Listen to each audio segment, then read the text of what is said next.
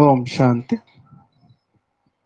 ಬಂಧುಗಳೇ, ಮತ್ತೊಮ್ಮೆ ತಮ್ಮೆಲ್ಲರಿಗೂ ಕೂಡ ಹೃದಯಪೂರ್ವಕವಾದಂತಹ ಸ್ವಾಗತವನ್ನು ಬಯಸ್ತಾ, ನಿನ್ನೆ ನಾವೆಲ್ಲ ಕೂಡ ಭಗವಂತನ ನೆನಪಿನ ವಿಧಿ ವಿಧಾನಗಳನ್ನ ತಿಳ್ಕೊಂಡ್ವಿ. ಭಗವಂತನ ಎತಕ್ಕೋಸ್ಕರ ಪ್ರೀತಿಸ್ಬೇಕು, ಹೇಗೆ ಪ್ರೀತಿಸ್ಬೇಕು, ಪ್ರೀತಿಸೋದ್ರಿಂದ ಏನ್ ಲಾಭ, ಇದಿಷ್ಟು ತಿಳ್ಕೊಂಡ್ವಿ. ಮತ್ತೆ ಮೀನ್ಸ್ ಯೋಗ. ಸೊ ಯಾವ ರೀತಿ ಯೋಗವನ್ನ ಮಾಡೋದು ನಿನ್ನೆ ಅಭ್ಯಾಸ ಮಾಡಿದ್ವಿ. ಸೊ ಅದಕ್ಕೋಸ್ಕರ ಅಂದ್ರೆ ಲಾಭ ಇಲ್ಲದೆ ನಾವು ಕೂಡ ಏನು ಮಾಡೋದಿಲ್ಲ. ಲಾಭ ಇಲ್ಲದೆ ಯಾರು ಏನು ಮಾಡೋದಿಲ್ಲ. ಅವ್ನಿಗೆ ಉದ್ಯೋಗಕ್ಕೆ ಹೋಗ್ತಾರೆ ಅಂದ್ರೆ ಸಂಬಳ ಬರ್ತದೆ, ಓದ್ತಾರೆ ಅಂದ್ರೆ ವಿದ್ಯಾವಂತರಾಗ್ತಾರೆ, ಅದರಿಂದ ಕೆಲಸ ಸಿಗತ್ತೆ. ಏನೋ ಒಂದು ಕೆಲಸ ಮಾಡ್ತೀವಿ ಅಂದ್ರೆ ಸಂಬಳ ಸಿಗತ್ತೆ. ಏನೋ ಏನೇ ಮಾಡಿದ್ರು ಅದರಿಂದ, ಅಡ್ಗೆ ಮಾಡ್ತೀವಿ ಅಂದ್ರೆ ಹೊಟ್ಟೆ ತುಂಬತ್ತೆ. ತುಂಬಾ ಇಷ್ಟವಾದವ್ರ ಜೊತೆ ಮಾತಾಡ್ತೀವಿ ಅಂತಂತಂದ್ರೆ ಸ್ವಲ್ಪ ಮನಸ್ಸಿಗೆ ನೆಮ್ಮದಿ ಸಿಗತ್ತೆ. Where there is love there is peace. So ಹಾಗೆ ನಾವೇನೇ ಮಾಡಿದ್ರು ಕೂಡ ಅದರಿಂದ ನಮಗೇನಾದ್ರೂ ಸಿಗೋಂಗಿದ್ರೇನೆ ಮಾಡ್ತೀವಿನ, ಅದರ್ವೈಸ್ ನಾವು ಎಂದಿಗೂ ಕೂಡ ನಾವು ಮಾಡೋದಿಲ್ಲ. ಹೌದಲ್ವಾ? ಸೊ ಈಗ ಹಾಗಾದ್ರೆ ನಾವು ಯೋಗ ಮಾಡೋದ್ರಿಂದ ನಮ್ಗೇನ್ ಸಿಗ್ತದೆ? ಸೊ ನಿನ್ನೆನೋ ವಿಚಾರಗಳು ತಮ್ಮ ಮುಂದೆ ಇಟ್ಟಿದ್ದೀನಿ. ನಾವು ಯೋಗ ಏತಕ್ಕೆ ಮಾಡಬೇಕು? ಹಾಗಾದ್ರೆ ಇಷ್ಟು ಜನ್ಮಗಳಿಂದ ನಮ್ಗೆ ಅದರ ಅಗತ್ಯ ಏತಕ್ಕೆ ಇರ್ಲಿಲ್ಲ? ಏನು ಸಂಕಟ ಬಂದಾಗ ವೆಂಕಟರಮಣ ಅಂತ ಏನ್ ಹೇಳ್ತಾರೋ ಅದರ ಭಾವಾರ್ಥ ಏನು? ಸತ್ಯಯುಗದಲ್ಲಿ ಯಾಕೆ ನಮ್ಗೆ ಅದರ ಅಗತ್ಯ ಇರಲಿಲ್ಲ? ತ್ರೇತಾದಲ್ಲಿ ಯಾಕೆ ಅದರ ಅಗತ್ಯ ಇರಲಿಲ್ಲ? ದ್ವಾಪರದಲ್ಲಿ ಯಾಕೆ ಅದರ ಅಗತ್ಯ ಇರಲಿಲ್ಲ? ಕಲಿಯುಗದ ಆದಿಯಲ್ಲೂ ಕೂಡ ಅದರ ಅಗತ್ಯ ಇರಲಿಲ್ಲ. ಕೆಲವ್ರಿಗೆ ಮಾತ್ರ ಇತ್ತು. ಅವ್ರು ಮಾತ್ರ ಮನೆ ಮಠ ಬಿಟ್ಟು ಕಾಡಿಗೆ ಹೋಗಿ ತಪಸ್ ಮಾಡ್ಕೊಂಡು ಕೂತಿದ್ರು. ಉಳಿದವ್ರಿಗೆ ಯಾರಿಗೂ ಅದರ ಅಗತ್ಯ ಅಷ್ಟೊಂದು ಇರಲಿಲ್ಲ, ಭಕ್ತಿ ಮಾಡ್ತಾ ಇದ್ರು. ಸೊ ಈಗ ಅದರ ಅಗತ್ಯ ಯಾಕೆ ಬಂತು? ಸಮಸ್ತ ಸೃಷ್ಟಿನಿ ಅಂತಂದ್ರೇನೆ ಕರ್ಮಗಳ ಒಂದು ಆಧಾರ. ನಾವು ಮಾಡುವಂತಹ ಕರ್ಮಗಳ ಒಂದು ಆಧಾರದ ಮೇಲೆ ನಮಗೆ ಪುನರ್ಜನ್ಮಗಳು ಸಿಗ್ತಾ ಹೋಗ್ತಾ ಇರ್ತದೆ. ಅದಕ್ಕನುಸಾರವಾಗಿ ಜನ್ಮಗಳನ್ನು ಪಡ್ಕೋತೀವಿ, ಅದಕ್ಕನುಸಾರವಾಗಿ ಸುಖ ದುಃಖವನ್ನ ಪಡಿತಾ ಹೋಗ್ತೀವಿ. ಕರ್ಮದ ಮೇಲೆ ನಿಂತಿದೆ. ಕೆಲವ್ರು ನಾವು ಭಕ್ತಿ ಮಾರ್ಗದಲ್ಲೇನು ಎಲ್ಲ ಭಗವಂತ ನಿಶ್ಚಯ, ಎಲ್ಲ ಭಗವಂತ ನೋಡ್ಕೊಂಡ್ ಮಾಡ್ದಂಗಾಗತ್ತೆ, ನಾನೇನು ಮಾಡಂಗಿಲ್ಲ ಅಂತ ಸುಮ್ನೆ ಕೂತ್ ಬಿಡೋದು. ಎಲೆ ಅಲ್ಲಾಡಿದ್ರು ಕೂಡ ಭಗವಂತ ಅಲ್ಲಾಡಿಸ್ತಾನೆ, ಇರುವೆ ಕಚ್ಬೇಕಂದ್ರು ಭಗವಂತನ ಆಜ್ಞೆ ಇರಬೇಕು, ಏನೇನೋ ನಾವು ಭಕ್ತಿ ಮಾರ್ಗದಲ್ಲಿ ಹೇಳ್ತೀವಿ. ಆದ್ರೆ ಭಗವಂತನ ಸಹಾಯ ಖಂಡಿತ ನಮ್ಗಿದ್ದೇ ಇದೆ. ಯಾಕೆಂದ್ರೆ ಅವ್ರು ನಮ್ ತಂದೆ.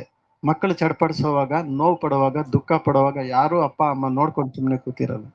ಖಂಡಿತ ನಮ್ಗೆ ಅವರು ಸಹಾಯಕ್ಕೆ ನಿಂತೇ ನಿಲ್ತಾರೆ. ಬೆರಳಿಡ್ಕೊಂಡು ನಡೆಸ್ತಿರ್ತಾರೆ. ಆಮೇಲೆ ತಾನೇ ನಡಿಲಿ ಅಂತ ಮುಂದೆ ಬಿಟ್ಟು ತಾನೇ ಹಿಂದೆ ನಡೀತಾನೆ. ಯಾಕೆ ಅಂತಂದ್ರೆ ಬಿದ್ಗಿದ್ದೋದ್ರೆ ನಾನು ಎತ್ಕೊಳ್ಳೋಣ ಅಂತ. ಹಾಗೆ ಸೊ ತಂದೆಯ ಸಹಾಯ, ತಂದೆಯ ಮದದ್ ನಮ್ಗೆ ಇದ್ದೇ ಇರುತ್ತೆ ಖಂಡಿತ.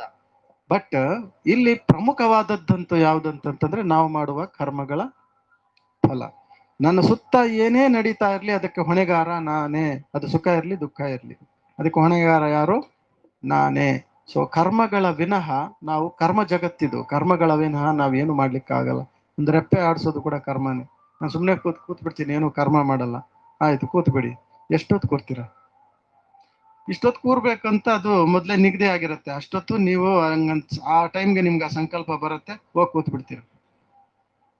ಆ ಟೈಮ್ ಮುಗೀತದೆ ಡ್ರಾಮಾನುಸಾರ. ಮತ್ತೆ ಅಯ್ಯೋ ಕೂರಕ್ಕಾಗಲ್ಲಪ್ಪ ಅಂತ ಎದ್ದು ಓಡ್ತಿರ್ತೀರ. ಒಂದು ಊರಲ್ಲಿ ಒಂದು ತಾಯಿ ಮಗ ಇರ್ತಾರೆ. ಆ ತಾಯಿ ಒಳ್ಳೆ ಭಕ್ತೆ. ಆ ಮಗುಗೆ, ನೋಡಪ್ಪ ನಮ್ಮನ್ನೆಲ್ಲ ಸಾಕೋನು ಭಗವಂತಾನೆ, ನಮ್ಮನ್ನ ನಡೆಸ್ತಾ ಇರೋದು ಅವನೇ, ನಮ್ಗೆ ಅನ್ನ ಕೊಡೋದು ಅವನೇ, ನಮ್ಮನ್ನ ನಡೆಸೋದು ಅವನೇ ಅಂತ ಈ ರೀತಿ ಬೋಧನೆಗಳು ಮಾಡ್ತಾ ಇರ್ತಾಳೆ ತಾಯಿ. ಆಗ ಆ ಮಗ, ಮತ್ತೆ ಎಲ್ಲ ಅವನೇ ಮಾಡಿದ್ಮೇಲೆ, ಎಲ್ಲ ಅವನೇ ನಡೆಸಿದ್ಮೇಲೆ, ಎಲ್ಲ ನಮ್ಗೆ ನೋಡ್ಕೊಂಡ್ಮೇಲೆ, ಊಟ ಅವನೇ ಕೊಡ್ತಾನೆ ಅಂತಂದ್ಮೇಲೆ ನಾನು ಯಾಕೆ ಕಷ್ಟಪಡ್ಲಿ ಅಂತ ಹೋಗಿ ಕಾಡಲ್ಲಿ ಹೋಗಿ ಮರದ ಕೆಳಗಡೆ ಕೂತ್ಕೊಂಡ್ಬಿಡ್ತೀನಿ. ಒಂದಿನ ಆಯ್ತು, 2 ದಿನ ಆಯ್ತು, ಅವನ್ಗೆ ಹೊಟ್ಟೆ ಚುರ್ರನಕ್ ಶುರುವಾಯ್ತು. ಊಟನೂ ಬರ್ಲಿಲ್ಲ. ಹೋಗಿ ಸುಮ್ನೆ ಯಾರಿಗೂ ಗೊತ್ತಿಲ್ದಂಗೆ, ಯಾರು ಇಲ್ದೇ ಇರೋ ಜಾಗದಲ್ಲಿ ಕಾಡಲ್ಲಿ ಕುತ್ಕೊಂಡ್ಬಿಟ್ರೆ ಊಟ ಯಾರು ಹಾಕೋರು? ಕಾಡಲ್ಲಿ ಯಾರು ಹಾಕ್ತಾರೆ? ಇನ್ನು ಅವನ್ನೇ ತಿಂದೋಗ್ತವೆ ಹುಲ್ಲಿನ ಚಿರತೆನೆ ಬಂದ್ರೆ. ಅವಕ್ಕೆ ಆಹಾರ ಆಗ್ತವೆ, ಇವನ್ಗೆ ಆಹಾರ ಸಿಗಲ್ಲ. ಅವಕ್ಕೆ ಇವನ ಆಹಾರ ಆಗ್ಬಿಡ್ತಾನೆ. ಸೊ ಕೂತ 1 ದಿನ ಆಯ್ತು, 2 ದಿನ ಆಯ್ತು. ಸೊ ಊಟ ಬರ್ಲಿಲ್ಲ. ಅವನಿಗೆ ನಮ್ಮಮ್ಮ ಹೇಳಿದ್ದೆಲ್ಲ ಸುಳ್ಳು, ಇದೆಲ್ಲ ಸುಮ್ನೆ ಬರೀ ಭ್ರಮೆ ಅಷ್ಟೇ, ಭಗವಂತನೂ ಇಲ್ಲ, ಅವನೇನು ಕೊಡೋದು ಇಲ್ಲ, ಇವೆಲ್ಲ ಸುಮ್ನೆ ಭ್ರಮೆ ಇವೆಲ್ಲ ಅಂತೇಳಿ ಅವನಿಗೆ ಪೂರ್ತಿ ನಿರ್ಧಾರ ತಗೊಂಡು ಎದ್ದ ಅಲ್ಲಿಂದ. ಇದಕ್ಕೆ ಪೂರಕವಾಗಿ ಇನ್ನೊಂದು ಸ್ಟೋರಿ ಇದೆ, ಹೇಳ್ತೀನಿ. ಎದ್ದ ಅಲ್ಲಿಂದ. ಎದ್ದ ಕೂಡ್ಲೆ ಭಗವಂತ ಏನೋ ಮಾಡ್ಬೇಕಲ್ಲ, ನಂಬಿಕೆ ಹುಟ್ಟಿಸ್ಬೇಕಲ್ಲ ಅವನಿಗೆ. ಮೇಲಿಂದ ಒಂದು ದೊಡ್ಡ ರೊಟ್ಟಿ ಬಾಕ್ಸ್ ಅವನ ಮುಂದೆ ಬಿತ್ತು. ದೊಡ್ಡ ರೊಟ್ಟಿದು ಬಾಕ್ಸ್ ಒಂದು ಬಿತ್ತು ಅವನ ಮುಂದೆ ಮೇಲಿಂದ. ನೋಡ್ದ ರೊಟ್ಟಿ ಬಾಕ್ಸು, ಆಹಾ ನಿಜ ನಮ್ಮಮ್ಮ ಹೇಳಿದ್ದು, ಭಗವಂತ ಇದಾನೆ ನಮ್ಮಮ್ಮ ಹೇಳಿದ್ ನಿಜ ಅಂತ ಹೇಳಿ ಹಿಂಗ ಎತ್ಕೊಳಕ್ ಬಗದ್ನಂತೆ. ಅದು ಒಳಗ್ ಕೊಟ್ಟೋಯ್ತಂತೆ. ಕೈಯಲ್ಲಿ ಕೆರ್ದ ಎಲ್ಲ ತೆಗ್ದ ಮಾಡ್ದ, ನೋಡ್ದ ಇನ್ನೇನ್ ಕೈಗೆ ಎಟಕ್ಬೇಕು ಅನ್ನೋಷ್ಟದ್ ಮತ್ತೆ ಒಳಗ್ ಕೊಟ್ಟೋಯ್ತಂತೆ. ಮತ್ತ ಕೆರ್ದ ಮಾಡ್ದ, ಸುತ್ತಮುತ್ತ ಎಲ್ಲ ತೆಗ್ದ, ಮಣ್ಣೆಲ್ಲ ಏನೇನೋ ಮಾಡ್ದ. ಇನ್ನು ಒಳಕ್ ಹೋಯ್ತು, ಅಲ್ಲಿರೋ ಕೋಲ್ ತಗೊಂಡ್ಬಂದ, ಎಲ್ಲ ಚುಚ್ಚಿ ಹೊಡೆದು ಕೈಯಲ್ಲಿ ತೆಗ್ದ. ಮತ್ ಒಳಕ್ ಹೋಯ್ತು, ಇನ್ನಿದಾಗೋದಿಲ್ಲ ಅಂತ ಊರ್ಗ್ ಹೋಗಿ ಗೊಡ್ಲಿ ಗಡಪಾರಿ ಶನಿಕೆ ಎಲ್ಲ ತಗೊಂಡ್ಬಂದ್ ಶುರು ಮಾಡ್ದ ಬಾವಿ ತೋಡಕ್ ಶುರು ಮಾಡ್ದ. ಅದು ಹೋಗ್ತಾನೆ ಇದೆ, ಇವನು ಅಗಿತಾನೆ ಇದ್ದಾನೆ, ತೋಡ್ತಾನೆ ಇದ್ದಾನೆ. ಕೊನೆಗೆ ಏನಾಯ್ತು, ಒಂದ್ ಜೋರಾಗಿ ಹೊಡೆದ ಒಂದು ಕಲ್ಲಿಗೆ, ನೀರು ಬಂತು. ಸಿಕ್ತು, ನೀರು ಬಂತು. ಅವನು ಆಹಾ ನಿಜ, ನಮ್ಮಮ್ಮ ಹೇಳಿದ್ ಭಗವಂತ ಸತ್ಯ, ಖಂಡಿತ ಇದ್ದಾನೆ. ನೋಡು ಭಗವಂತ ನನ್ಗೆ ಊಟದ ಜೊತೆಗೆ ನೀರು ಕೊಟ್ಬಿಟ್ಟ, ಸತ್ಯವಾಗೂ ನಮ್ಮಪ್ಪ ತಂದೆ ಪರಮಾತ್ಮ ಇದ್ದಾನೆ ಅಂತ ಖುಷಿ ಆಗ್ಬಿಟ್ಟು ಅಲ್ಲೇನೆ ರೊಟ್ಟಿ ತಿಂದು ಅದೇ ನೀರು ಕುಡ್ದು ಮೇಲ್ಕ್ ನೋಡ್ತಾನೆ, ದೊಡ್ಡ ಬಾವಿ ಆಗಿದ್ಬಿಟ್ಟಿದ್ದಾನೆ. ಅದೇ ಆ ಕಡೆಯಿಂದ ಯಾರೋ ಜನ ಕಾಡಿಂದ ಹಾದು ಆ ದಾರಿಯಲ್ಲಿ ಹಿಂಗ್ ಹೋಗ್ತಾ ಇದ್ರು. ಯಾಕ್ಲೆ ತಮ್ಮ ಬಾವಿಯಲ್ಲಿ ಕುತ್ಕೊಂಡು ಊಟ ಮಾಡ್ತಾ ಇದೀಯ ಅಂದ್ರು. ಮೇಲ್ಕ್ ನೋಡ್ತಾನೆ, ದೊಡ್ಡ ಬಾವಿ ಆಗಿದ್ಬಿಟ್ಟಿದ್ದಾನೆ. ನೋಡಪ್ಪ ನನ್ಗೆ ಭಗವಂತ ರೊಟ್ಟಿ ಕೊಟ್ಟಿದ್ದಾನೆ ಕುಂತಲ್ಲೇ ಅಂತಂದ. ಅಯ್ಯೋ ದಡ್ಡ, ಇದೇ ಬಾವಿ ಊರಲ್ಲಿ ತೋಡಿದ್ರೆ 1 ವಾರಕ್ಕಾಗುವಷ್ಟು ಊಟ ಸಿಕ್ತಿತ್ತಲ್ಲೋ. ಇಲ್ಲಿ ಕೂತ್ಕೊಂಡು ನೀನು ಸುಮ್ಮನೆ ನಿನ್ ಸಮಯ ವ್ಯರ್ಥ ಮಾಡ್ಕೊಂಡು, ನೋಡಪ್ಪ ಪರಿಶ್ರಮ ಇಲ್ಲದೆ ನಿನ್ಗೆ ಏನೋ ಸಿಗೋದಿಲ್ಲ. ಹಾಗೆ ಭಗವಂತನ ನಮ್ಗೆ ಏನಾದ್ರೂ ಭಗವಂತ ಕೊಡ್ಬೇಕಂದ್ರೆ ಅದಕ್ಕೆ ಮುನ್ನ ಏನ್ ಮಾಡ್ತಾನೆ, ಪರೀಕ್ಷೆಗಳನ್ನ ಕೊಡ್ತಾನೆ. ನಮ್ಮಲ್ಲಿ ಡಾಕು ಪಂಚಮ್ ಸಿಂಗ್ ಅಂತ ಒಬ್ರಿದ್ರು. ಪಂಚಮ್ ಸಿಂಗ್ ಚಂಬಲ್ ಕಣಿವೆಯಲ್ಲಿ ಪೂಲನ್ ದೇವಿ ಅವ್ರಿಗಿನ್ನ ಮುಂಚೆ ಇದ್ದವ್ರು. ಅವರು ಡಕಾಯಿತು ಪಂಚಮ್ ಸಿಂಗ್ ಅಂತ, 200 ಜನ ಗುಂಪು. ಅವರು ಅಷ್ಟು ದೊಡ್ಡ ಡಕಾಯಿತು. ಅವರು ಹಿಂಗೆ, ಅವರು ಶಕ್ತಿ ಚಾಮುಂಡೇಶ್ವರಿ ಭಕ್ತರಾಗಿರ್ತಾರೆ. ನಮ್ಮ ಆಫೀಸ್ಗೂ ಕರ್ಸಿದ್ವಿ ಒಂದ್ಸರಿ ಅವ್ರನ್ನ, FTCL ಆಫೀಸ್ಗೆ, ನಮ್ಮ ಆಫೀಸ್ಗೂ ಕರ್ಸಿದ್ವಿ. ಅನುಭವ ಹೇಳ್ಸಿದ್ವಿ, ಸ್ಟಾಫ್ನೆಲ್ಲ ಸೇರಿಸಿ ಅನುಭವ ಹೇಳ್ಸಿದ್ವಿ ಅಣ್ಣ. ಕೋಲಾರ್ಗೂ ಬಂದಿದ್ರು, ಕಬ್ಬನ್ಪೇಟೆಗೆ ಬಂದಿದ್ರು. ಎಲ್ಲಾ ಕಡೆ ಬಂದಿದ್ದಾರೆ, ನಮ್ಮ ಕಡೆನೂ ಎಲ್ಲ. ನಮ್ಮ ಆಫೀಸ್ಗೂ ಕರ್ಸಿದ್ವಿ, ಸ್ಟಾಫ್ಗೆಲ್ಲ ಅನುಭವ ಹೇಳಿದ್ರು. ಅವರು ಹೀಗೆ ಡಕಾಯಿತಿ ಮಾಡ್ತಾ ಇದ್ರು. ಆದ್ರೆ ಶಕ್ತಿ ಚಾಮುಂಡೇಶ್ವರಿಯ ಭಕ್ತರಾಗಿದ್ರು. ಅವ್ರಿಗೆ ಅನೇಕ ಬುಲೆಟ್ಗಳು ಹೊಡೆದ್ರು ಕೂಡ ಅದು ಅವ್ರೊಂದು ಬ್ಯಾಡ್ಜ್ ಹಾಕೊಂತಾರೆ, ಆ ಬ್ಯಾಡ್ಜಿಗೆ ತಗಲಿದೆ ವಿನ ಅವ್ರಿಗೇನಾಗಿಲ್ಲ ಅಂತೆ. ಆ ತರ ಎಲ್ಲ ಅನುಭವಗಳು ಅವ್ರು ತುಂಬಾ ಇದೆ. ಈಗ ಅಷ್ಟೆಲ್ಲ ನಾವು ವಿವರವಾಗಿ ಹೋಗೋದು ಬೇಡ. ಅವ್ರಿಗೊಂದು ದಿವಸ ಏನಾಯ್ತಂದ್ರೆ, ಈ ಡಕಾಯಿತಿ ಎಲ್ಲ ಬೇಡ, ಇನ್ನು ಮುಂದಕ್ಕೆ ಎಲ್ಲ ಬಿಟ್ಟು ಅಂದ್ರೆ ಒಳ್ಳೆ ಕೆಲಸ ಮಾಡಿದ್ದಾರೆ. ಸ್ಕೂಲ್ಗಳು ನಿರ್ಮಾಣ ಮಾಡಿದ್ದಾರೆ, ಬಡವರಿಗೆ ಸಹಾಯ ಮಾಡಿದ್ದಾರೆ, ಎಲ್ಲ ಮಾಡಿದ್ದಾರೆ. ಈ ತರ ಶಕ್ತಿ ದೇವತೆ ಪೂಜೆ ಮಾಡ್ತಾ ಇದ್ರು, ಅನೇಕರಿಗೆ ಹೆಲ್ಪಿಂಗ್ ಆಗಿದ್ರು. ಕೊನೆಗೆ ಏನಾಯ್ತು, ಒಂದ್ ದಿವಸ ಅವ್ರಿಗೆ ಆದ್ರೆ ಅದು ಎಷ್ಟು ವಿಶೇಷತೆ ಅಂದ್ರೆ, ಅವರಲ್ಲಿ ಹೆಣ್ಮಕ್ಳಿಗೆ ತುಂಬಾ ಗೌರವ ಕೊಡೋರಂತೆ. ಅವರು ತಂಡದಲ್ಲಿ ಯಾರೋ ಒಬ್ರು ಹೆಣ್ಮಗಳನ್ನ ಮುಟ್ಟಿದ್ದಕ್ಕೆ ಜೀವಂತವಾಗಿ ಮರಕ್ಕೆ ಕಟ್ಟಾಕ್ಬಿಟ್ಟು, ಹುಲ್ಲಾಕ್ಬಿಟ್ಟು ಜೀವಂತವಾಗಿ ಸುಟ್ಟಾಕ್ಬಿಟ್ಟಿದ್ರಂತೆ. ಇನ್ನೊಬ್ರಿಗೆ ಯಾರಿಗೋ ಹಿಂಗೆ ಮಾಡಿದ್ದಕ್ಕೆ ಮೂಗು ಇದಾಕ್ಬಿಟ್ಟಿದ್ರಂತೆ. ಈ ತರ ಇತ್ತು ಅವ್ರದ್ದು ಗೌರವ, ಇತ್ತು ಹೆಣ್ಮಕ್ಳ ಮೇಲೆ ತುಂಬಾ. ಆ ಹೆಣ್ಮಕ್ಳ ತಂಟೆಗೆ ಹೋಗೋದು ಯಾರು ಅವ್ರ ಗ್ರೂಪ್ ಅಲ್ಲಿ. ಹಂಗೆ ಈ ತರ ಶಕ್ತಿ ದೇವತೆ. ಸೊ ನನ್ಗಿನ್ನೇನು ಬೇಡ, ನಾನು ಆ ಶಕ್ತಿ ನನ್ನನ್ನು ಕಾಪಾಡ್ತಾ ಇದ್ದಾಳೆ. ದಿನ ಒಂದು ಹೋಮ ಮಾಡೋರಂತೆ, 2 ಡ್ರಾಪ್ ರಕ್ತ ಬಿಡೋರಂತೆ ಆ ಯಜ್ಞಕ್ಕೆ, ಹೋಮಕ್ಕೆ, ಅವ್ರ ಬೊಟ್ಟು ಚುಚ್ಬಿಟ್ಟು. ಸೊ ನನಗೆ ಶಕ್ತಿ ಕಾಪಾಡ್ತಾ ಇದೆ, ಆ ಶಕ್ತಿ ನನ್ನನ್ನು ಕಾಪಾಡ್ತಾ ಇದೆ, ಆ ಶಕ್ತಿನ ನಾನು ಹೋಲಿಸ್ಕೋಬೇಕಂತ ಹೇಳಿ, ನೋಡ್ರಿ ನಾನು 3 ದಿವಸ ಬರೋದಿಲ್ಲ, ನನ್ನನ್ನು ಯಾರು ಕರಿಬೇಡಿ, ಹುಡುಕ್ಬೇಡಿ, ನಾನು ಕಾಡ್ಗೆ ಹೋಗ್ತಾ ಇದ್ದೀನಿ ಅಂತ ಹೇಳಿ, ಅಲ್ಲೊಂದು ಕಾಡಲ್ಲಿ ಒಂದು ಶಕ್ತಿ ದೇವತೆದು ದೇವಸ್ಥಾನ ಇತ್ತಂತೆ. ಅಲ್ಲಿ ಕೆಲವು ವಿಗ್ರಹಗಳಿತ್ತಂತೆ. ಹೋಗಿ ಅಲ್ಲಿ ಕೂತ್ಬಿಟ್ರಂತೆ. ಊಟ ಇಲ್ಲ, ನೀರಿಲ್ಲ, ಶಕ್ತಿಯನ್ನ ಹೋಲಿಸ್ಕೊಳ್ಳುವಂತ ಪ್ರಯತ್ನ ಮಾಡಿದ್ರು. 1 ದಿವಸ ಆಯ್ತು, 2 ದಿವಸ ಆಯ್ತು, 3ನೇ ದಿವಸ ಆಯ್ತು, 3 ದಿವಸ ಆಯ್ತು. ಊಟ ಇಲ್ಲ, ನೀರಿಲ್ಲ, ಶಕ್ತಿನೂ ಬಂದಿಲ್ಲ, ಯಾರು ಬಂದಿಲ್ಲ. ಅದೇ ಹುಡುಗಂದ ಕತೆ ಹೇಳದ್ನಲ್ಲ, ಅದಕ್ಕೆ ಪೂರಕವಾಗಿದೆ ಇದು. ಸೊ ಆಯ್ತು, ಆಯ್ತು. ಆಮೇಲೆ ಏನಾಯ್ತು, ಸಿಟ್ಟು ಬಂದ್ಬಿಡ್ತು ಅವ್ರಿಗೂನು. ಸುಮ್ಮನೆ ನೋಡು, ಯಾರು ಇಲ್ಲ, ನಾವು ಇಷ್ಟು ದಿವಸ ಇದ್ ಮಾಡ್ದೆ, ಯಾರು ಇಲ್ಲ, ದೇವರು ಇಲ್ಲ, ಎಂತದಿಲ್ಲ, ನಾನು ನಂಬಿದ್ದು ಇದ್ಯಾವ್ದೋ ಭ್ರಮೆ ಇದು ಅಂತೇಳಿ, ಕೊನೆಗೆ ಜೋರಾಗಿ ಎದ್ದ ಅಲ್ಲೇ ಬಂದು ಕೆತ್ಕೊಂಡು ಹಿಂಗೆ ಗುಂಡು ಹಾರಿಸಿ ಅಲ್ಲಿರೋ ವಿಗ್ರಹಗಳನ್ನ ಒಡೆದಾಕಿ ಇಲ್ಲಿ ಇನ್ನು ನನ್ನ ಏರಿಯಾದಲ್ಲಿ ನನ್ನ ಈ ಒಂದಿದ್ರಲ್ಲಿ ಯಾರುನು ಪೂಜೆ ಮಾಡಬಾರ್ದು, ಪೂಜೆ ಮಾಡಬಾರ್ದು ಅಂತ ಎದ್ದು ಹೊರಟ್ರಂತೆ. ಎದ್ದು ಹೊರಟಾಗ ಆವೇಶದಿಂದ ಹೊರಟ್ರಂತೆ. ಹೊರಟ ಆಚೆ ಬಂದು ಒಂದ್ 4 ಹೆಜ್ಜೆ ಬಂದ್ರು. ಅಷ್ಟೊತ್ತಿಗೆ ಬಾಬಾ ಅವರು, ಬ್ರಹ್ಮ ಬಾಬಾ ಅವರು ಬೆಳಕಿನ ಶರೀರದಲ್ಲಿ ಅವ್ರಿಗೆ ಕಾಣಿಸ್ಕೊಂಡ್ರಂತೆ. ಆ ಫೋಟೋದಲ್ಲಿ ನೋಡ್ತಾ ಇದ್ದೀರಲ್ಲ, ಸೊ ಬ್ರಹ್ಮ ಬಾಬಾ ಅವರು ಅಂದ್ರೆ ಅವರ ಶರೀರದಲ್ಲಿ ಶಿವ ಪರಮಾತ್ಮ ಪ್ರವೇಶವಾಗಿರ್ತಾರೆ ಯಾವಾಗ್ಲೂ. ಅವರ ಸೂಕ್ಷ್ಮ ಶರೀರದಲ್ಲಿ ಅವರು ಈಗಲೂ ಸೂಕ್ಷ್ಮ ವತನದಲ್ಲಿ ಇದ್ದಾರೆ. ಬ್ರಹ್ಮ ಬಾಬಾ ಅವರು ಅವ್ಯಕ್ತ ರೂಪದಲ್ಲಿ ಅವರ ಸೂಕ್ಷ್ಮ ಶರೀರದಲ್ಲಿ ಶಿವ ಪರಮಾತ್ಮ ಪ್ರವೇಶವಾಗಿರ್ತಾರೆ. ನಮಗೆ ಅವರು ಈ ಶಿಕ್ಷಣವನ್ನ ನೀಡ್ತಾ ಇರೋದು ಅವರೇ. ಸೊ ಹಾಗಾಗಿ ಅವರೇನಾದ್ರು ಬೆಳಕಿನ ಶರೀರದಲ್ಲಿ ಕಾಣಿಸ್ಕೊಂಡ್ರಂತೆ. ಕಾಣಿಸ್ಕೊಂಡು ಪ್ರಕಾಶಮಯ ಶರೀರ ನೋಡ್ತಿದ್ದಂಗೆ ಅವ್ರ ಆವೇಶ ಎಲ್ಲ ಇಳ್ದೋಯ್ತಂತೆ. ಆವೇಶ ಪೂರ್ತಿ ಇಳ್ದೋಯ್ತಂತೆ. ಕೂಲ್ ಆಗ್ಬಿಟ್ರಂತೆ, ಶಾಂತ ಆಗ್ಬಿಟ್ರಂತೆ. ಅವ್ರಿಗೆ ನನಗೆ ಕಾಣಿಸ್ಲಿಲ್ಲ ದೇವಿ ಅನ್ನೋ ಸಂಕಲ್ಪ ಪೂರ್ತಿ ಹೊರಟೋಯ್ತಂತೆ. ಹೊರಟೋಗಿ ಇನ್ನೇನು ಹೋಗಿ ಕಾಲಿಗೆ ಮುಗಿಬೇಕು ಅನ್ನೋಷ್ಟೊತ್ತಿಗೆ ಅದೃಶ್ಯ ಆದ್ರಂತೆ. ಇಮ್ಮಿಡಿಯೇಟ್ ಹೋಗಿದ್ದು ಅವಾಗ ಜಯಪ್ರಕಾಶ್ ನಾರಾಯಣ್ ಅವರಿದ್ರು ಆ ಪೀರಿಯಡ್ ಅಲ್ಲಿ. ಇಮ್ಮಿಡಿಯೇಟ್ ಹೋಗಿದ್ದೆ, ಅವ್ರ ಗ್ರೂಪ್ ಸಮೇತ ಎಲ್ಲರೂ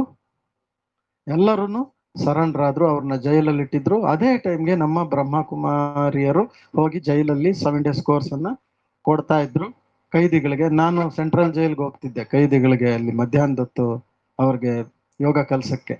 ಇಲ್ಲಿದ್ದಾಗ ಮಹಾರಾಣಿ ಎದುರುಗಡೆ ಇತ್ತಲ್ಲ ಆವಾಗ, ಈಗ ಜಯದೇವ್ ಅಲ್ಲೊಟ್ಟೋಗಿದೆ. ಡೈಲಿ ಮಧ್ಯಾಹ್ನ ಹೋಗ್ತಾ ಇದ್ದೆ ನಾನು ಲಂಚ್ ಅವರ್ ಅಲ್ಲಿ. ಅಲ್ಲಿ ಸಾಕಷ್ಟು ಪ್ರೋಗ್ರಾಮ್ಸ್ ಮಾಡಿದ್ದೀವಿ. ಸೊ ತದನಂತರ ಜೈಲಲ್ಲಿ ಅವ್ರಿಗೆ ಕೋರ್ಸ್ ಕೊಟ್ರು ಕೈದಿಗಳಿಗೆಲ್ಲ. ಆಗ ಕೋರ್ಸ್ ಕೊಡುವಾಗ ಕೋರ್ಸ್ ಕೇಳ್ತಾ ಬಂದ್ರು. ಕೊನೆ ಚಿತ್ರ ನೋಡ್ತಾರೆ, ಇವ್ರ ಕಾಡಲ್ಲಿ ಯಾರನ್ನ ನೋಡಿದ್ರು ಅವ್ರ ಚಿತ್ರನೇ ಅಲ್ಲಿದೆ. ಹೋ, ಇವ್ರೇ ನನಗೆ ಇನ್ನೊಂದು ಹೇಳೋದು ಮರ್ತೆ ನಿಮ್ಗೆ. ಕಾಣಿಸ್ಕೊಂಡ್ರಲ್ಲ ಬಾಬಾ ಅವರು, ಕಾಣಿಸ್ಕೊಂಡು ಒಂದ್ ಮಾತು ಹೇಳಿದ್ರಂತೆ. ಏನಂತ? ಮಗು ಚಿಂತೆ ಮಾಡಬೇಡ, ನನ್ನ ಮಕ್ಕಳು ಚೈತನ್ಯ ದೇವಿಯರು, ನೀನು ಯಾವ ದೇವಿಯನ್ನು ಪೂಜೆ ಮಾಡ್ತಿದ್ದೀಯೋ ಸೊ ನನ್ನ ಮಕ್ಕಳು ಬರ್ತಾರೆ, ಚೈತನ್ಯ ದೇವಿಯರೇ ನಿನ್ನ ಹತ್ರ ಬಂದು ನನ್ನ ಹತ್ರ ಕರ್ಕೊಂಡ್ ಬರ್ತಾರೆ, ಚಿಂತೆ ಮಾಡಬೇಡ ಅಂತ ಹೇಳಿದ್ರಂತೆ. ಸೊ ಇವ್ರು ಯಾವಾಗ ಜೈಲ್ಗೆ ಹೋದ್ರು ಆವಾಗ ನಮ್ಮ ಅಕ್ಕಂದ್ರು ಕೋರ್ಸ್ ಕೊಡ್ತಾ ಇದ್ರು. ಲಾಸ್ಟ್ ಚಿತ್ರ ಬಾಬಾ ಅವ್ರು ನೋಡಿದ ಕೂಡಲೇ ಅವ್ರ ಕಣ್ಣಲ್ಲಿ ನೀರು ಬಂದ್ಬಿಡ್ತಂತೆ. ಇವರೇ ಹೇಳಿದ್ದು, ಚೈತನ್ಯ ದೇವಿಯರು ಬಂದು ಜ್ಞಾನ ಕೊಡ್ತಾರೆ ಅಂತ ಹೇಳಿದ್ದಾರೆ, ಇವರೇ ಆ ಚೈತನ್ಯ ದೇವಿಯರು, ನನ್ನ ಹತ್ರ ಕರ್ಕೊಂಡ್ ಬರ್ತಾರೆ ಅಂತ ಹೇಳಿದ್ದಾರೆ. ಓ ಹಾಗಾದ್ರೆ ನನಗೆ ಚೈತನ್ಯ ದೇವಿಯರು ಸಿಕ್ಕಿದ್ರು, ನನ್ನನ್ನ ಪರಮಾತ್ಮನ ಹತ್ರ ಇವ್ರು ಕರ್ಕೊಂಡು ಹೋಗ್ತಾರೆ ಅಂತ ಏನಾಗ್ಬಿಡ್ತು, ನಿಶ್ಚಯ ಬಂದ್ಬಿಡ್ತು ಅವ್ರಿಗೆ. ಇನ್ನು ಇದ್ದಿದ್ದು ಪೂರ್ತಿ ಯೋಗಿ ಆಗ್ಬಿಟ್ರು, ಜೈಲಲ್ಲೇ ಯೋಗಿ ಆಗ್ಬಿಟ್ರು ಅವರು. ಸೊ ಇವ್ರು ಯೋಗಿ ಆಗಿರೋದನ್ನ ನೋಡಿ ಇವ್ರನ್ನ ಮುಂಚಿತವಾಗಿ, ಇವ್ರಿಗೆ ಶಿಕ್ಷೆ ಎಷ್ಟು ಸಮಯ ಕೊಟ್ಟಿದ್ರು ಅದಕ್ಕಿಂತ ಮುಂಚಿತವಾಗಿಯೇ ಇವ್ರನ್ನ ಬಿಡುಗಡೆ ಮಾಡ್ಬಿಟ್ರು. ಬಿಡುಗಡೆ ಮಾಡಿ ಮನೆಗ್ ಬಂದ್ರು. ಮನೆಗ್ ಬಂದ್ರೆ ಅವರು ಸಾಧು ಆಗ್ಬಿಟ್ರು, ಸಾಧು ಆಗ್ಬಿಟ್ರು ಏಕ್ದಮ್. ಪರೀಕ್ಷೆನೂ ಬಂತು. ಈಗೇನೋ ಸಾಧು ಆಗ್ಬಿಟ್ಟಿದ್ದಾನಂತೆ ಪಂಚಮ್ ಸಿಂಗ್, ನಡೀರಿ ಹೋಗೋಣ ಅಂತ ಅವ್ರ ಹಿತ್ಲಲ್ಲಿರೋ ಮರಗಳೆಲ್ಲ ಕುಯ್ದು ಮನೆ ಎಲ್ಲ ಒಡೆದು ದಾಂಧಲೆ ಎಬ್ಬಿಸಿದ್ರು. ಯಾರು? ಅವ್ರಿಗೆ ಆಪೋಸಿಟ್ ಇರ್ತಾರಲ್ಲ ಅವರು. ಇವ್ರು ಶಾಂತವಾಗಿ ಕೂತಿದ್ರಂತೆ. ಇದಕ್ ಮುಂಚಿನವನ್ ಆಗಿದ್ದಿದ್ರೆ ನಾನು ಇಲ್ಲಿಂದ ಒಬ್ಬನು ಹೋಗ್ತಿರ್ಲಿಲ್ಲ ಅಂತ ಅನ್ಕೊಂಡ್ರಂತೆ. ಆ ತರ ಶಾಂತವಾಗಿ ಕುಳ್ತಿದ್ರು. ಗೌರ್ಮೆಂಟ್ನವರು ಎಲ್ಲ ಅವ್ರ ಹತ್ರ ಏನೇನಿತ್ತೋ ಧನ ಸಂಪತ್ತೆಲ್ಲ ತಗೊಂಡ್ಬಿಟ್ರು. ಅವ್ರಿದ್ದಂತಹ ದೊಡ್ಡ ಬಂಗ್ಲೆ ತರ, ಬಂಗ್ಲೆ ಅಂದ್ರೆ ಒಂದು ದೊಡ್ಡ ಮನೆ, ವಿಶಾಲವಾದ ಮನೆ. ಅವರಿಬ್ರು ಹೆಣ್ಮಕ್ಳುನು ಸರೆಂಡರ್ ಆಗಿದ್ದಾರೆ. ಆ ಮನೆ ಅದನ್ನು ಕೂಡ ಸರ್ಕಾರಕ್ಕೆ ಒಪ್ಪಿಸ್ಬೇಕಂತ ಹೇಳಿ ಕಮಿಷನರ್ ಆರ್ಡರ್ ಹಾಕಿದ್ರು. ನೀವು ಬೇರೆ ಎಲ್ಲನ ನೋಡ್ಕೊಳ್ಳಿ, ನೀವೇನ್ ಲೂಟಿ ಮಾಡಿದ್ರು ಅದು ಯಾವ್ದು ನಿಮ್ಮ ಹತ್ರ ಇರಂಗಿಲ್ಲ. ಇವ್ರೇನ್ ಮಾಡಿದ್ರು, ರಾತ್ರಿ ಎಲ್ಲ ಪರಮಾತ್ಮನ್ ಮುಂದೆ ಕೂತ್ಕೊಂಡ್ಬಿಟ್ರು. ಅಪ್ಪ ತಂದೆ, ನಾನು ಸರೆಂಡರ್ ಆಗ್ಬಿಟ್ಟಿದ್ದೀನಿ, ನಿನಗೆ ಸಮರ್ಪಿತ ಆಗ್ಬಿಟ್ಟಿದ್ದೀನಿ. ಸರ್ಕಾರಕ್ಕೆ ಸಮರ್ಪಿತ ನಾನು ಆಗಿದ್ದೀನಿ, ನಿನಗೂ ಸಮರ್ಪಿತ ಆಗಿದ್ದೀನಿ, ನಂದೆಲ್ಲ ಕೊಟ್ಬಿಟ್ಟಿದ್ದೀನಿ, ಏನೇನ್ ನಾನು ಲೂಟಿ ಮಾಡಿದ್ದೆ ಎಲ್ಲ ಕೊಟ್ಬಿಟ್ಟಿದ್ದೀನಿ. ನನಗೆ ಇರ್ಲಿಕ್ಕೆ, ನಿನ್ನ ನೆನಪು ಮಾಡ್ಕೊಂಡು ಇರ್ಲಿಕ್ಕೆ ನನ್ಗೆ ಇದೊಂದು ಗೂಡು ನೀನ್ ಕೊಡ್ಲೇಬೇಕು ಅಂತ ಹೇಳಿ ರಾತ್ರಿ ಎಲ್ಲ ಕುತ್ಕೊಂಡ್ಬಿಟ್ರಂತೆ. ಬೆಳಿಗ್ಗೆ ಕಮಿಷನರ್ ಬಂದ್ರಂತೆ. ಏನ್ ಮಾಡ್ಬಿಟ್ಟೆ ನೀನ್ ಪಂಚಮ್ ಸಿಂಗ್, ಇವತ್ ರಾತ್ರಿ ಎಲ್ಲ ನನ್ಗೆ ನಿದ್ದೆ ಬಂದಿಲ್ಲ, ನನ್ಗೆ ಏನ್ ಮಾಡ್ದೆ, ಈ ಮನೆ ನಾನು ನಿನ್ಗೆ ಬಿಟ್ಕೊಟ್ಟು ಹೋಗ್ತಾ ಇದ್ದೀನಿ ಹೋಗಂದ್ರಂತೆ. ನೋಡಿದ್ರ, ಅದೇ ಮನೆಯಲ್ಲಿ ಅವ್ರೇನ್ ಮಾಡಿದ್ರು, ಪರಮಾತ್ಮನ ಶಾಲೆಯನ್ನ ತೆರೆದ್ರು. ಅದು ಒಂದು ದೊಡ್ಡ ಸೆಂಟರ್ ಆಯ್ತು. ಅವ್ರ ಹೆಣ್ಮಕ್ಳು ಕೂಡ ಸರೆಂಡರ್ ಆದ್ರು. ಎಷ್ಟು ಯೋಗಿ ಆದ್ರು ಆಮೇಲೆ ಅವರು. ನಾನು ಅವ್ರ ಜೊತೆ ಒಂದ್ 6 ದಿನ ನಮ್ ಸೆಂಟ್ರಲ್ ಇದ್ರು, ಬಂದು ಕಬ್ಬನ್ಪೇಟಲ್ಲಿ ನೋಡ್ದೆ ಅವ್ರನ್ನ ನಾನು. ಫ್ರೂಟ್ಸು ವೆಜಿಟೇಬಲ್ಸ್ ಬಿಟ್ರೆ ಬೇಯಿಸಿದ್ ಏನೋ ತಿಂತಿರ್ಲಿಲ್ಲ ಅವ್ರು. ಯಾಕೆ ತಿನ್ನಿ ಅಂದ್ರೆ, ನಾನ್ ಮಾಡಿರೋ ಪಾಪಗಳಿಗೆ ನಾನು ಎಷ್ಟು ನಾನು ಯೋಗಿ ಆಗ್ಬೇಕು. ನಾನು ಮಧ್ಯರಾತ್ರಿ ಎದ್ದು ಕೂತ್ಕೊಂಡ್ಬಿಡೋರು ಇದಕ್ಕಿದಂಗೆ. ಸೊ ಟೋಟಲ್ ಏನಿದೆ, ಟೋಟಲ್ ಇದೆಲ್ಲಾನು ನಾನು ಕರ್ಮದ ಬೇಸಿಸ್ ಮೇಲೆ ಈ ಜಗತ್ ನಡೀತದೆ. ಭಗವಂತ ಇದ್ದಾರೆ, ನಮ್ ಬೆನ್ನೆಲುಬಾಗಿದ್ದಾರೆ, ನಮ್ಮನ್ನು ಕಾಪಾಡ್ತಾರೆ, ನಮ್ಮನ್ನು ನಡೆಸ್ತಾರೆ, ಮುನ್ನಡೆಸ್ತಾರೆ, ರಕ್ಷಕನಾಗಿದ್ದಾರೆ, ಮದದ್ಗಾರ್ ಆಗಿದ್ದಾರೆ. ಇಲ್ಲ ಅಂತ ನಾನು ಹೇಳ್ತಾ ಇಲ್ಲ. ಬಟ್ ಪರಮಹಂಸರಿಗೂ ಕಾಯಿಲೆ ಬಂದಿತ್ತು, ಶುಗರ್, ಕ್ಯಾನ್ಸರ್ ಬಂದಿತ್ತು. ನೆನ್ನೆ ಹೇಳಿದ್ನಲ್ಲ ನಾನು, ಯಾರನ್ನು ಬಿಡೋದಿಲ್ಲ. ಆದರೆ ನಾವು ಯೋಗಿಗಳಾಗಿದ್ರೆ ಅದು ನಮ್ಮನ್ನೇನು ಮಾಡೋದು. ನಮ್ಮ ಬ್ರಹ್ಮ ಬಾಬಾ ಅವರು, ಅವ್ರಿಗೂ ಬಂದಿತ್ತು, ಮಮ್ಮ ಅವ್ರಿಗೂ ಬಂದಿತ್ತು. ಅವರೆಲ್ಲ ಕೂಡ ಅದ್ರ ಮೇಲೆ ಗೆದ್ರು. ಕರ್ಮ ಭೋಗವನ್ನ, ಕರ್ಮಯೋಗದಿಂದ ವಿಜಯವನ್ನ ಪಡ್ಕೊಂಡ್ರು ಅವರೆಲ್ಲ ಕೂಡ.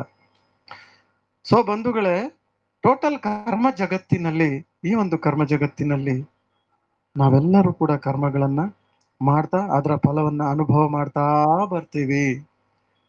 ಸತ್ಯ, ತ್ರೇತ, ದ್ವಾಪರ, ಕಲಿ, ಈ 4 ಯುಗದಲ್ಲಿ ನಾವು ಪಾತ್ರ ಮಾಡ್ಕೊಂತ ಬರ್ತೀವಿ. ಯಾಕೆ ಈ ಕಲಿಯುಗದ ಅಂತ್ಯದಲ್ಲಿ ನಮಗೆ ಭಗವಂತ ಸಿಗ್ತಾರೆ?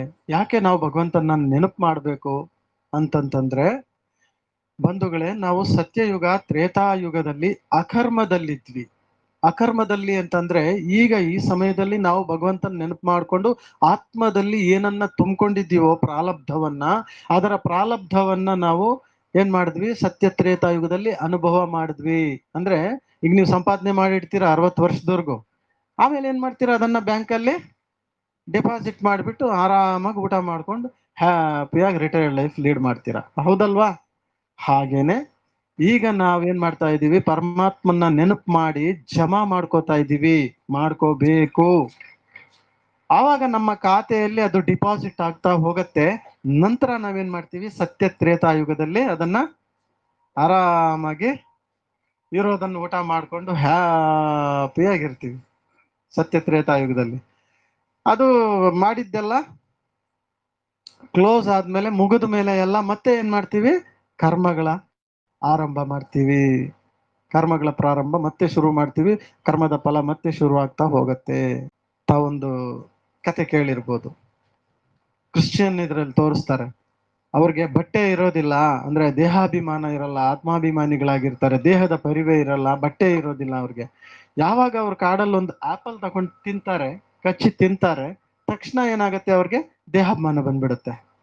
ಆಪಲ್ ತಿಂದ ಕೂಡ್ಲೆ ಏನಾಯ್ತು, ಒಂದು ಆ ಮರದಲ್ಲಿರೋ ಹಣ್ಣು ತಗೊಂಡು ಕಿತ್ಕೊಂಡು ತಿಂತಾರೆ, ತಕ್ಷಣ ಏನಾಗುತ್ತೆ, ದೇಹಾಭಿಮಾನ ಬಂದ್ಬಿಡುತ್ತೆ. ತಕ್ಷಣ ಅವರು ಬರೀ ಮೈಯಲ್ಲಿರೋರು ಏನ್ ಮಾಡ್ತಾರೆ, ಹೋಗಿ ಎಲೆಗಳನ್ನ ಸುತ್ಕೊಂಡ್ಬಿಡ್ತಾರೆ. ಇದರ ಅರ್ಥ ಏನ್ ಗೊತ್ತಾ ಬಂಧುಗಳೇ, ಸತ್ಯಯುಗದಲ್ಲಿ ನಾವು ಊಟ ಮಾಡ್ತಾ ಇರ್ಲಿಲ್ಲ, ಅಗದು ಜಗದು ತಿಂತಾ ಇರ್ಲಿಲ್ಲ, ಡೈಜೆಸ್ಟಿವ್ ಸಿಸ್ಟಮ್ಗೆ ನಾವು ಕೆಲಸ ಕೊಡ್ತಾ ಇರ್ಲಿಲ್ಲ.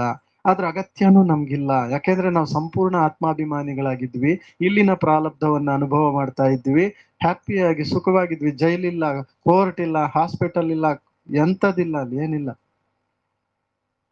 ಈಗ್ಲೂ ನಾನು ಮೊನ್ನೆ ದೇವಭೂಮಿಗೆ ಹೋಗಿದ್ದೆ. ದೇವಭೂಮಿ ಅಂದ್ರೆ ಹಿಮಾಚಲ್ ಪ್ರದೇಶ್.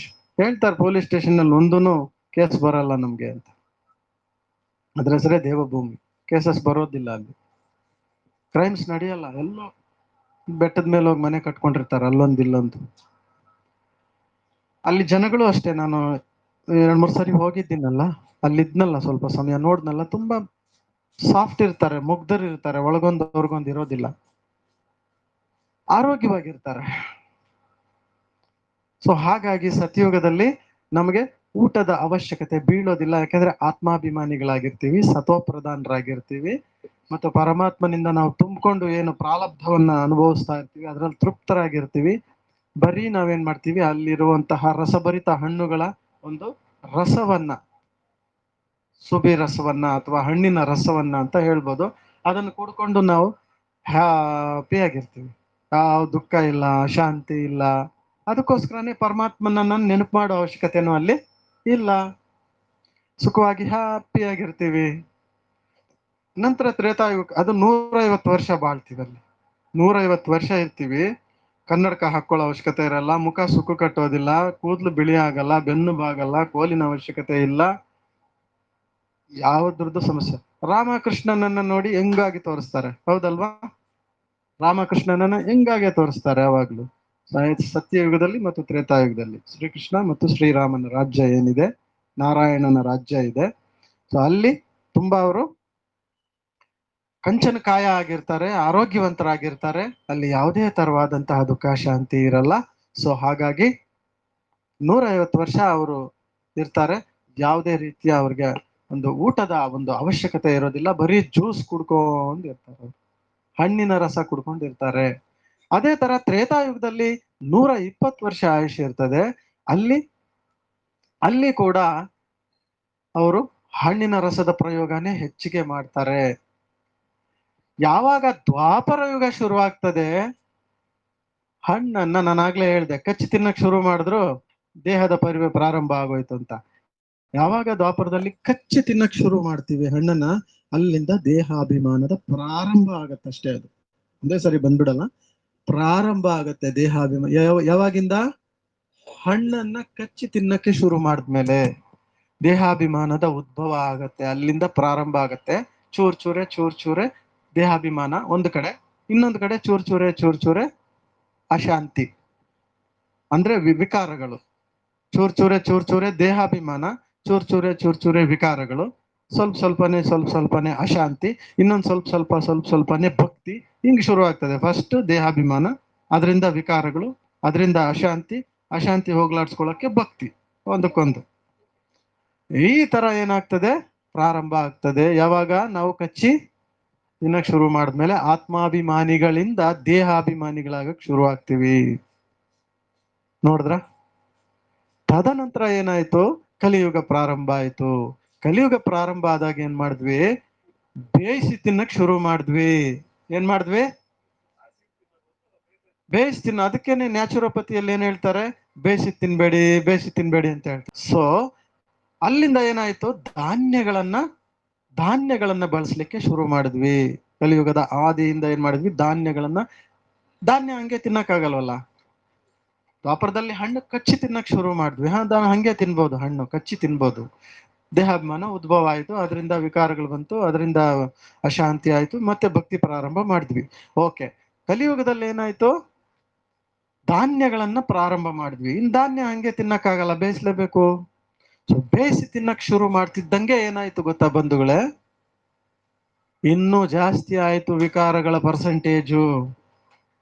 ಅದರಿಂದ ಮತ್ತೆ ಏನಾಯ್ತು?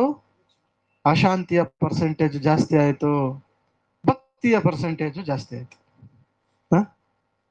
ಈ ತರ ಪ್ರಾರಂಭ ಆಯ್ತು ಕಲಿಯುಗದ ಆದಿಯಲ್ಲಿ. ಕಲಿಯುಗದ ಅಂತ್ಯದ ವೇಳೆಗೆ ಬಂಧುಗಳೇ, ಕತೆ ಏನಾಗಿದೆ? Fast food, junk food, packet food. ಮುದ್ದೆ ಎಷ್ಟು ಆರೋಗ್ಯಕರ, ಯಾಕಂದ್ರೆ ಚಪಾತಿ ಹೀಟು, ಅನ್ನದಲ್ಲಿ ಕಾರ್ಬೋಹೈಡ್ರೇಟ್ ಬಿಟ್ರೆ ಇನ್ನೇನಿಲ್ಲ. ಗೋಧಿ ಹೀಟು, ಈ ರೀತಿ ಒಂದೊಂದು ಪದಾರ್ಥಕ್ಕೆ ಒಂದೊಂದು ಗುಣ ಇದೆ. ಆದ್ರೆ ಮುದ್ದೆಯಲ್ಲಿ ಯಾವ ಪ್ರಾಬ್ಲಮ್ ಇಲ್ಲ, ಹೀಟ್ ಆಗಲ್ಲ, ಕೋಲ್ಡ್ ಆಗಲ್ಲ, ಡೈಜೆಷನ್ ತುಂಬಾ ಕಷ್ಟ ಅನ್ನೋ ತರ ಇಲ್ಲ, ಮತ್ತೆ ಯಾವುದೇ ತರ ಸಮಸ್ಯೆ ಇಲ್ಲ. ಮತ್ತೆ ಅದನ್ನ ಜಗಿಯೋ ಅವಶ್ಯಕತೆ ಇಲ್ಲ. ಇನ್ನೊಂದು ಮೈನ್ ಪಾಯಿಂಟ್, ಮುದ್ದೆಯನ್ನು ಏನ್ ಮಾಡಂಗಿಲ್ಲ, ಜಗಿಯೋ ಅವಶ್ಯಕತೆ ಇಲ್ಲ, ನುಂಗ್ತಾ ಹೋಗೋದಷ್ಟೇ. ಮುದ್ದೆ ತಿನ್ನೋ ಅಭ್ಯಾಸ ಇಲ್ಲದೆ ಇರೋರಿಗೆ ಮುದ್ದೆ ಕೊಡಿ, ಕಚ್ಚ ಅಂತ ಜಗಿತಾರೆ, ಇದೆಲ್ಲ ಬಾಯೆಲ್ಲ ಆಗ್ಬಿಡ್ತದೆ. ಗೊತ್ತಾಗಲ್ಲ ಪಾಪ. ನಾರ್ತ್ ಕಡೆಯವ್ರಿಗೆ ಮುದ್ದೆ ಕೊಟ್ರೆ ಮಂಗನ ಕೈಗೆ ಮಾಣಿಕ್ಯ ಕೊಟ್ಟಂಗೆ. ಸೊ ಮುದ್ದೆಯನ್ನು ನುಂಗೋದಷ್ಟೇನೆ. ಸೊ ನಾವು 3 ಹೊತ್ತು ಮುದ್ದೆ ತಿಂತಿದ್ವಿ. ಯಾವಾಗೋ ಹಬ್ಬ ಹರಿದಿನಗಳಲ್ಲಿ ಒಂದೊಂದ್ಸಾರಿ ಮಾತ್ರ ಚಿತ್ರಾನ್ನ, ವಡೆ, ಒಂದ್ ಪಾಯಸ, ಅಷ್ಟೇ. ಬ್ರಹ್ಮಾಂಡ ಊಟ ಅಂದ್ರೆ ಅದೇನೆ, 3 ತಿಂಗಳಿಗೊಮ್ಮೆ. ಹೌದಲ್ವಾ? ಎಲ್ಲರಿಗೂ ಅನುಭವ ಇದೆಯಲ್ಲ ಇದು. 3 ಹೊತ್ತು ಮುದ್ದೆನೆ, ಆರೋಗ್ಯಕರವಾಗಿದ್ವಿ. ಈಗ ನೋಡಿ ಆಮೇಲೆ ಏನಾಯ್ತು? ಫ್ರೈಡು, ರೋಸ್ಟ್ ತಿಂದು ನಾವು ರೋಸ್ಟ್ ಆಗ್ಬಿಟ್ಟಿದೀವಿ. ಬಾತ್ಗಳು ತಿಂದು ಬಾತ್ಕೊಂಡ್ಬಿಟ್ಟಿದೀವಿ.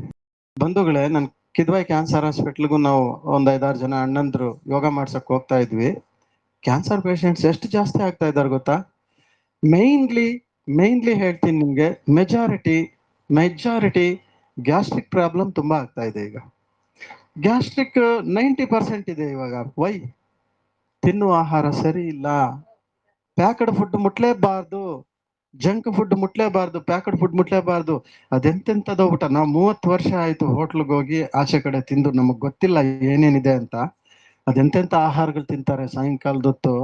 ಹಬ್ಬ, ಅದ್ರ ಕಲರ್ ನೋಡಿದ್ರೇನೆ ಭಯ ಆಗತ್ತೆ. ಕೆಂಪಗಿರತ್ತೆ, ಎಲ್ಲೋ ಕಲರ್ ಇರತ್ತೆ. ಅದನ್ನ ತಿಂದವ್ರ ಗತಿ ಏನಾಗ್ಬೇಕು ಅಂದ್ಗಳ? ಈಗ ಬ್ಯಾನ್ ಮಾಡ್ಬೇಕಂತಿದ್ದಾರೆ ಅದನ್ನ. ಯಾಕೆಂದ್ರೆ ಅದರಲ್ಲಿ ಹಜಿನಮೋಟೊ ಅಂತ ಹಾಕ್ತಾರೆ, ಒಂದು ಚೈನಾ ಪ್ರಾಡಕ್ಟ್ ಅದು, ಅದನ್ನ ತಿಂದ್ರೆ ಕ್ಯಾನ್ಸರ್ ಗ್ಯಾರಂಟಿ.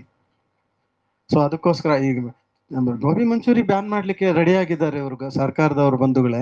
ಆದ್ರೆ ಬೀಡಿ, ಸಿಗರೇಟು, ತಂಬಾಕು ಇದನ್ನ ಯಾಕೆ ಬ್ಯಾನ್ ಮಾಡಕ್ ರೆಡಿ ಇಲ್ಲ? ಸಾರಾಯಿ ಇದನ್ನ ಯಾಕೆ ಬ್ಯಾನ್ ಮಾಡಕ್ ರೆಡಿ ಇಲ್ಲ?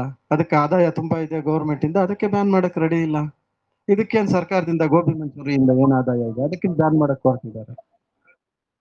ಯಸ್. ಸೊ ಈ ರೀತಿ ಏನಾಯ್ತು, packed food, junk food, packed food, fried food, roast food ಜಾಸ್ತಿ ಆಗ್ತಾ, ಅದಕ್ಕೋಸ್ಕರ ಏನಾಗುತ್ತೆ, ಗ್ಯಾಸ್ಟ್ರಿಕ್ ಫಸ್ಟ್ ಏನಾಗುತ್ತೆ. ಮತ್ತೆ ನಾವು ಮಾಡುವಂತ ಸಂಕಲ್ಪಗಳು, ಈಗಿನ ಜನರೇಷನ್ ಅಂತೂ ಎಲ್ಲಾನು ಗ್ಯಾಸ್ಟ್ರಿಕ್ಗೆ ತುಂಬಾ ಬಲಿ ಆಗ್ತಾ ಇದ್ದಾರೆ. ಯಾತಕ್ಕೋಸ್ಕರ ಅಂತಂದ್ರೆ ತಿನ್ನುವ ಆಹಾರ ಸರಿ ಇಲ್ಲ. ಸೊ ಫಸ್ಟ್ ಏನಾಗುತ್ತೆ, ಗ್ಯಾಸ್ಟ್ರಿಕ್ ಬರುತ್ತೆ. ಆಮೇಲೆ ಏನಾಗುತ್ತೆ, ನೀವ್ ಹಂಗೆ ಕೇರ್ಲೆಸ್ ಮಾಡಿದ್ರೆ ಅದು ಅಲ್ಸರ್ ಆಗುತ್ತೆ. ಅದ್ ನೀವ್ ಹಂಗೆ ಕೇರ್ಲೆಸ್ ಮಾಡಿದ್ರೆ ಏನಾಗುತ್ತೆ, ಆ ಅಲ್ಸರ್ ಇಂದ ಹುಳ ಉಟ್ಕೊಂಡು, ಕ್ರಿಮಿಗಳು ಸೆಲ್ಸ್ ಉಟ್ಕೊಂಡು ಅದೇನಾಗುತ್ತೆ, ಕ್ಯಾನ್ಸರ್ಗೆ ಕನ್ವರ್ಟ್ ಆಗ್ಬಿಡುತ್ತೆ. ಬಂಧುಗಳೇ, ನಮ್ಮ ಹಲ್ಲುಗಳು ರಚನೆಯಾಗಿರೋದು ಸಸ್ಯಾಹಾರಕ್ಕೆ, ಮಾಂಸಾಹಾರಕ್ಕೆ ಅಲ್ಲ. ಒಂದು ಪ್ರಾಣಿ ಸತ್ತೋದ್ರೆ ಏನ್ ಮಾಡ್ತೀರಾ ನೀವು? ಎತ್ಕೊಂಡೋಗಿ ಮಣ್ಣಲ್ಲಿ ಹೂಳ್ತೀರಾ. ಮನುಷ್ಯ ಸತ್ತೋದ್ರೆ ಏನ್ ಮಾಡ್ತೀರಾ? ಎತ್ಕೊಂಡೋಗಿ ಸ್ಮಶಾನದಲ್ಲಿ ಹಾಕ್ತೀರಾ. ನಾವೇನ್ ಮಾಡ್ತೀವಿ? ಸತ್ತೋಗಿರೋ ಪ್ರಾಣಿನ ಮಸಾಲೆ ಹಾಕಿ ತಿಂದು ಬಿಡ್ತೀವಿ. ನಮ್ಮ ಹೊಟ್ಟೆ ಏನ್ ಸ್ಮಶಾನವೇ? ಸತ್ತೋಗಿರೋ ಪ್ರಾಣಿನ ಎತ್ಕೊಂಡೋಗಿ ಸ್ಮಶಾನಕ್ಕೆ ಹಾಕ್ತಾರಲ್ಲ, ಸತ್ತೋಗಿರೋದನ್ನ ಸ್ಮಶಾನಕ್ಕೆ ಹಾಕ್ತಾರೆ. ಸತ್ತೋಗಿರೋದನ್ನ ನಾವೇನ್ ಮಾಡ್ತೀವಿ? ಹೊಟ್ಟೆಗೆ ಹಾಕತ್ತೀವಿ. ನಮ್ಮ ಹೊಟ್ಟೆ ಸ್ಮಶಾನನ? ಅಲ್ವಲ್ಲ. ಎಸ್. ಅನ್ನದಂತೆ ಮನ. ಬಂಧುಗಳೇ, ನೀವೊಂದು ಸ್ವಲ್ಪ ದಿವಸ ಬರೀ ಸೊಪ್ಪು ತರಕಾರಿ ತಿನ್ಕೊಂಡೇ ಇರಿ, ನೋಡಿ ನಿಮ್ಗೆ ಆಲೋಚನೆಗಳು ಯಾವ ತರ ಬರ್ತವೆ. ಅದೇ ಬಂಧುಗಳೇ, ನೀವು ಒಂದ್ ಸ್ವಲ್ಪ ದಿವಸ ಖಾರ ಜಾಸ್ತಿ ತಿಂತಾ ಬನ್ನಿ, ನಿಮ್ಮ ಆಲೋಚನೆಗಳು ಹೆಂಗಿರ್ತವೆ. ಅದೇ ಸ್ವಲ್ಪ ದಿವಸ ನೀವು ಬರೀ ಮಸಾಲೆಗಳು ಹೆಚ್ಚಿಗೆ ತಿಂತಾ ಹೋಗಿ, ನಿಮ್ ಸಂಕಲ್ಪ ಬರ್ದಿಡಿ ಒಂದು ಬುಕ್ಕಲ್ಲಿ, ಇಂಥ ದಿನ ನಾನು ಈ ಆಹಾರ ತಿಂದೆ, ಇದಕ್ಕೆ ನನ್ಗೆ ಇಂಥ ಯೋಚನೆಗಳು ಬಂತಂತ ಬರ್ದಿಡಿ. ನಿಮ್ಗೆ ಗೊತ್ತಾಗ್ಬಿಡುತ್ತೆ ಡಿಫ್ರೆನ್ಸ್ ಏನು ಅಂತ. ಖಂಡಿತ ಗೊತ್ತಾಗತ್ತೆ ನಿಮ್ಗೆ, ಬರ್ದಿಡಿ ಬೇಕಾದ್ರೆ. ಜೈಸಾ ಅನ್ ವೈಸಾ ಮನ್. ನನ್ನ ಉದಾಹರಣೆ ಹೇಳ್ತೀನಿ. ಒಂದ್ಸರಿ ಏನಾಯ್ತು, ತುಂಬಾ ಚಳಿಗಾಲ, ಮೌಂಟ್ ಅಬುಗ್ ಹೋಗಿದ್ದೆ ನಾನು. ಮೌಂಟ್ ಅಬುಗ್ ಹೋಗಿದ್ರೆ ತುಂಬಾ ಚಳಿ ಇತ್ತು. ಬೆಳಿಗ್ಗೆನೆ ಅಲ್ಲೊಂದು ಮೆಣಸಿನಕಾಯಿ ಉದ್ದ ಇರುತ್ತೆ, ಅದಷ್ಟು ಖಾರ ಇರಲ್ಲ ಮೆಣಸಿನ್ಕಾಯಿ, ಹಂಗೆ ತಿನ್ಬೋದು, ಇಷ್ಟಿಷ್ಟುದ್ದ ಮೆಣಸಿನ್ಕಾಯಿ ಅದು. ನಾನೇನ್ ಮಾಡಿ, ತುಂಬಾ ಚಳಿ ಇತ್ತಲ್ಲ, ಸ್ವಲ್ಪ ಮೆಣಸಿನ್ಕಾಯಿ ತಿಂದ್ರೆ, ಇವಾಗಲ್ಲ ಬಿಡಿ, ಒಂದು 25 ವರ್ಷಗಳ ಹಿಂದಿನ ಮಾತು, ಇವಾಗ ತಿಳ್ಕೊಂಡಿರೋವಾಗ ಮಾಡಕ್ ಹೋಗಲ್ಲ. ಸರಿ, ಒಂದ್ ಮೆಣಸಿನಕಾಯಿ ಏನ್ ಮಾಡಿದೆ, ಸ್ವಲ್ಪ ತೆಗೆದು ಇಷ್ಟ ಮೂಲೆಯಲ್ಲಿರೋದು, ಆ ಎಡ್ಜಲ್ಲಿರೋದು ಒಂದೇ ಒಂದು ತುಂಡು ತಿಂದೆ. ಸ್ವಲ್ಪ ತಿಂದ ಕೂಡ್ಲೆ ಏನಾಯ್ತು ಅಂತಂದ್ರೆ, ಫುಲ್ ಬಾಯೆಲ್ಲ ಖಾರ ಆಯ್ತು, ಮೈಯೆಲ್ಲ ಬೆವರು ಬಂದ್ಬಿಡ್ತು, ಚಳಿ ಎಲ್ಲ ಹೋಯ್ತು ನಿಜ. ಆದರೆ ನನ್ನ ಅನುಭವ ಕೇಳಿ, ಅವತ್ತು ಇಡೀ ದಿನ ನಾನು ಯೋಗ ಮಾಡಕ್ ಆಗ್ಲಿಲ್ಲ. ಸಂಕಲ್ಪಗಳು ಅಷ್ಟು ವೇಗವಾಗಿ ಹೋಗ್ತಾ ಇದೆ, ಕಂಟ್ರೋಲೇ ಮಾಡಕ್ಕಾಗಿಲ್ಲ ನನ್ನ ಕೈಯಲ್ಲಿ. ಆವತ್ತು ನನಗೆ ಗೊತ್ತಾಯ್ತು ಖಾರದ ಮಹತ್ವ ಎಷ್ಟಿದೆ ಅಂತ. ಸೊ ಹಾಗೆ, ಕಲಿಯುಗದಲ್ಲಿ ನಾವೇನ್ ಮಾಡಿದ್ವಿ, ಕಲಿಯುಗದಲ್ಲಿ ಈ ರೀತಿಯ ಆಹಾರ ವಿಧಾನಗಳಿಂದಾಗಿ ಮತ್ತು ನಾವು ವಿಕಾರಗಳು ಜಾಸ್ತಿ ಆಗಿ, ದುಃಖ ಶಾಂತಿ ಜಾಸ್ತಿ ಆಗಿ, ಭಕ್ತಿಪರ ಜಾಸ್ತಿ ಆಗಿ, ಈ ತರ ನಾವು ಬರ್ತಾ ಬರ್ತಾ ಬರ್ತಾ ಕಲಿಯುಗದ ಅಂತ್ಯದ ವೇಳೆಗೆ ಬಂಧುಗಳೇ, ಸಂಪೂರ್ಣವಾಗಿ ನಾವು ಆತ್ಮರೂಪಿ ಬ್ಯಾಟ್ರಿ ಪೂರ್ತಿ ಡೌನ್ ಆಗ್ಬಿಟ್ಟು, ಸುಖ ಶಾಂತಿ ಎಲ್ಲ ಕಳ್ಕೊಂಡು, ಆರೋಗ್ಯವನ್ನು ಕಳ್ಕೊಂಡು, ನಾವು ಒರಿಜಿನಲ್ ಆತ್ಮಗಳು ಹೆಂಗಿದ್ವಿ, ಸಂಪದ್ಭರಿತವಾಗಿದ್ದಂತಹ ದೇಶ ನಮ್ದು, ಹಿಂಗಿದ್ವಿ ನಾವೆಲ್ಲ ಹಿಂಗಾಗ್ಬಿಟ್ಟಿದೀವಿ. ಸತ್ಯಯುಗದಲ್ಲಿ ಡಬಲ್ ಕಿರೀಟ ಇತ್ತು ಅವ್ರಿಗೆ, ಸತ್ಯ ತ್ರೇತಾಯುಗದಲ್ಲಿ ಡಬಲ್ ಕಿರೀಟ ಇತ್ತು. ನೋಡಿ ಹೆಂಗಿದೆ, ರಾಜರೇ ಅಲ್ಲಿ, ಮಂತ್ರಿಗಳು ಯಾರಿಲ್ಲ. ಆಮೇಲೆ ಏನಾಯ್ತು, ದ್ವಾಪರ ಯುಗದಲ್ಲಿ ಬರೀ ಕಿರೀಟ ಮಾತ್ರ ಬಂತು. ಕಲಿಯುಗದಲ್ಲಿ ರಾಜರಿಗೆ ಏನ್ ಬಂತು? ಪೇಟಗಳು ಬಂತು. ಆಮೇಲೆ ಪೇಟ ಹೋಯ್ತು, ಟೋಪಿಗಳು ಬಂತು, ಗಾಂಧಿ ಟೋಪಿ. ಆಮೇಲೆ ಆ ಟೋಪಿನೂ ಹೋಯ್ತು, ತಲೆ ಮೇಲೆ ಕೂದಲು ಇಲ್ಲ ಈಗ. ನೋಡಿ, ಈಗ ರಾಜರು ಯಾರನ್ನ ಇದ್ದಾರ? ಈಗೆಲ್ಲಾನು ಮಂತ್ರಿಗಳೇ, ಮುಖ್ಯಮಂತ್ರಿ, ಪ್ರಧಾನಮಂತ್ರಿ, ಮಂತ್ರಿ ಅಷ್ಟೇ ವಿನ ರಾಜರು ಯಾರನ್ನ ಇದ್ದಾರ? ತುಂಬೋಗಿದೆ, ಜನಸಂಖ್ಯೆ ಎಷ್ಟಾಗೋಗಿದೆ, ಎಷ್ಟು ಅಶಾಂತಿ ಆಗಿದೆ, ದುಃಖ ಆಗಿದೆ. ಇನ್ನು ನೆಕ್ಸ್ಟ್ ಸತ್ಯಯುಗ ಪ್ರಾರಂಭ ಆಗ್ಬೇಕು, ಕಲಿಯುಗ ವಿನಾಶ ಆಗ್ಬೇಕು, ಸತ್ಯಯುಗ ಪ್ರಾರಂಭ ಆಗ್ಬೇಕು. ಅದು ಹೆಂಗಾಗತ್ತೆ? ಅದಕ್ಕೆ ಯಾರನ್ನ ಒಬ್ರು ಮುಂದಾಳತ್ವ ಬೇಕಲ್ಲ, ನೇತೃತ್ವ ಬೇಕಲ್ಲ. ಯಾರು ನೋಡ್ಕೋಣ ನಾವು? ರಾಮಕೃಷ್ಣ ಪರಮಹಂಸರು ಬಂದ್ರು, ವಿವೇಕಾನಂದರು ಬಂದ್ರು, ಮತ್ತೊಬ್ರು ಬಂದ್ರು, ಇನ್ನೊಬ್ರು ಬಂದ್ರು, ಜೀಸಸ್ ಬಂದ್ರು, ಇಬ್ರಾಹಿಂ ಬಂದ್ರು, ಗುರುನಾನಕ್ ಬಂದ್ರು, ಮತ್ತೊಬ್ರು ಬಂದ್ರು. ಎಲ್ಲರೂ ಬಂದು ಅವ್ರವ್ರಿಗೆ ಗೊತ್ತಿದ್ದವ್ರು ತಿಳಿದಿದ್ದವ್ರು ಹೇಳೋಟೋದ್ರು. ಅವರೆಲ್ಲ ಬಂದು ಹೇಳೋದ್ರು. ಆದ್ರೆ ದಿನೇ ದಿನೇ ದಿನೇ ಏನಾಗ್ತಾ ಇದೆ? ಅಧೋಗತಿಗೆ ಹೋಗ್ತಾ ಇದ್ದೀವಿ. ಇದನ್ನ ಸರಿ ಮಾಡಕ್ಕೆ, ಇದನ್ನ ಪರಿವರ್ತನೆ ಮಾಡಕ್ಕೆ ಯಾರು ಒಬ್ರು ಬೇಕಲ್ಲ. ಅವ್ರು ಯಾರಂತಂದ್ರೆ ನಮ್ಮಂಗೆ ಶರೀರ ಇಲ್ಲದೆ ಇರುವಂತಹ ನಿರಾಕಾರ ಪರಮಪಿತ ಪರಮಾತ್ಮ. ಅದಕ್ಕೋಸ್ಕರನೇ ಆ ತಂದೆ ಇವಾಗ ಬಂದಿದ್ದಾರೆ. ನಿರಾಕಾರಿ ತಂದೆ ಸಾಕಾರ ತನುವಿನಲ್ಲಿ ಬಂದು, ಪರಮಾತ್ಮ ತಂದೆ ಬಂದು ನಮಗೆ ಜ್ಞಾನವನ್ನ ಕೊಟ್ಟು, ಜ್ಞಾನದ ಮೂಲಕ ನಮ್ಮ ಜೀವನವನ್ನ ಪರಿವರ್ತನೆ ಮಾಡಿ, ನಮ್ಮನ್ನ ಸಾಮಾನ್ಯ ಮಾನವರನ್ನ, ಆಸುರಿ ಗುಣಗಳನ್ನ ತುಂಬಿಕೊಂಡಿರುವಂತಹ ನಮ್ಮನ್ನ ದೈವಿ ಮಾನವರನ್ನಾಗಿ ಪರಿವರ್ತನೆ ಮಾಡ್ತಾ ಇದ್ದಾರೆ ಬಂಧುಗಳೇ. ಇಷ್ಟೇ ಇದರಲ್ಲಿರುವಂತಹ ಎಲ್ಲ ಒಟ್ಟು ಸಾರಾಂಶ. ಗೊತ್ತಾಯ್ತಾ? ಸೊ ನಾವ್ ಯಾಕೆ ದುಃಖ ಅಶಾಂತಿಯಿಂದ ಬಿಡುಗಡೆ ಹೊಂದಬಾರ್ದು? ನಾವ್ಯಾಕೆ ಬಂಧನ ಮುಕ್ತರಾಗಬಾರ್ದು? ನಾವ್ಯಾಕೆ ನಮ್ಮಲ್ಲಿರೋ ಅಸುರಿ ಗುಣಗಳನ್ನ ತೆಗೆದು ದೈವಿ ಗುಣಗಳನ್ನ ತುಂಬಿಕೊಂಡು ದೈವಿ ರಾಜ್ಯಕ್ಕೆ ಯಾಕೆ ಹೋಗಬಾರ್ದು? ನಾವು ಚಿಂತನೆ ಮಾಡಿ. ಇನ್ನೂ ಬೇಕಾ ನಮ್ಗೆ ಈ ಅಶಾಂತಿ ದುಃಖದ ಪ್ರಪಂಚ?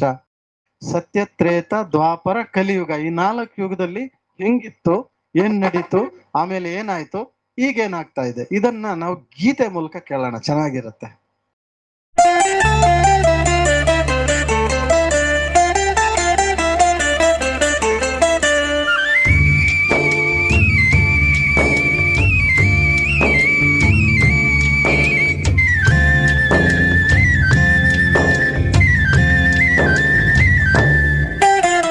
ಧರ್ಮಭೂಮಿ ಭಾರತದ ಕಥೆಯನ್ನು ಸುಂದರ ಶಬ್ದಗಳಲ್ಲಿ ಕೇಳಿ, ಆದಿ ಸನಾತನ ದೇವತ ಧರ್ಮದ ವಂಶಸ್ಥರು ಕುಳಿತಿಹೆವಿಲ್ಲಿ. ಆದಿ ಸನಾತನ ದೇವತ ಧರ್ಮದ ವಂಶಸ್ಥರು ಕುಳಿತಿಹೆವಿಲ್ಲಿ. ಧರ್ಮಭೂಮಿ ಭಾರತದ ಕಥೆಯನ್ನು ಸುಂದರ ಶಬ್ದಗಳಲ್ಲಿ ಕೇಳಿ, 5000 ವರುಷದ ಹಿಂದೆ ಸ್ವರ್ಗದ ಸ್ಥಾಪನೆಯಾಗಿತ್ತು.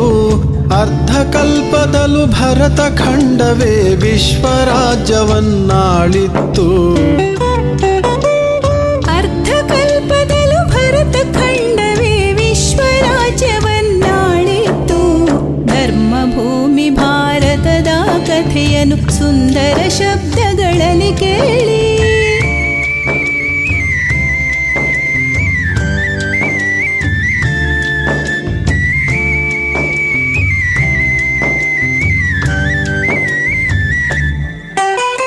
ಸುಂದರ ಕೃಷ್ಣನು ಜನಿಸಿದನಿಲ್ಲಿ ಪವಿತ್ರತೆಯ ಆಧಾರದಲ್ಲಿ. ರಾಧೆಯೊಂದಿಗೆ ಕೃಷ್ಣ ವಿವಾಹವು ನೆರವೇರಿತು ತಾರುಣ್ಯದಲ್ಲಿ. ರಾಧೆ ಕೃಷ್ಣರ ಪಟ್ಟಾಭಿಷೇಕವು ನಡೆಯಿತು ಬಲು ವೈಭವದಲ್ಲಿ. ಶ್ರೀಲಕ್ಷ್ಮೀ ನಾರಾಯಣರಿವರೇ ಸ್ವಯಂವರದ ನಂತರದಲ್ಲಿ. ಧರ್ಮಭೂಮಿ ಭಾರತದ ಕಥೆಯನ್ನು ಸುಂದರ ಶಬ್ದಗಳಲ್ಲಿ ಕೇಳಿ.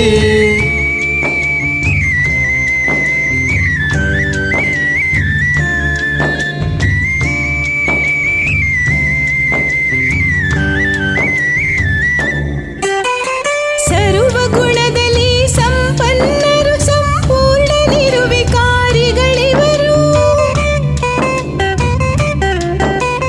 16 ಕಲಾ ಸಂಪೂರ್ಣರು, ಮರ್ಯಾದಾ ಪುರುಷೋತ್ತಮರಿವರು. ಅಗಣಿತ ಸಂಪದ ಅಸೀಮ ಸುಖದ ಸತೋ ಪ್ರಧಾನದ ಸತ್ಯಯುಗ. ಒಂದೇ ಭಾಷೆಯು ಒಂದೇ ಧರ್ಮವು ಶ್ರೇಷ್ಠಾಚಾರಿ ಸ್ವರ್ಣಯುಗ. ಧರ್ಮಭೂಮಿ ಭಾರತದ ಕಥೆಯನ್ನು ಸುಂದರ ಶಬ್ದಗಳಲ್ಲಿ ಕೇಳಿ.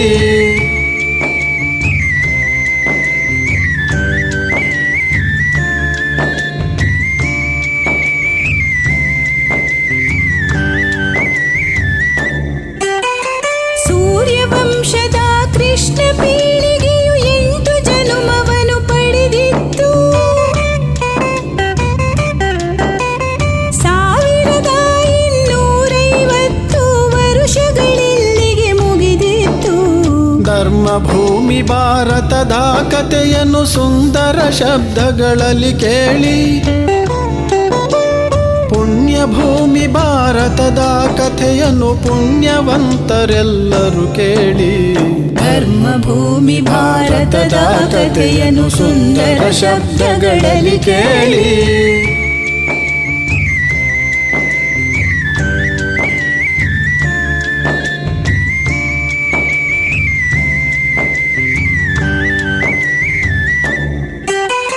ತ್ರೇತಾಯುಗದ ಆರಂಭದಲ್ಲಿ ರಾಮಚಂದ್ರನು ಜನ್ಮಿಸಿದ.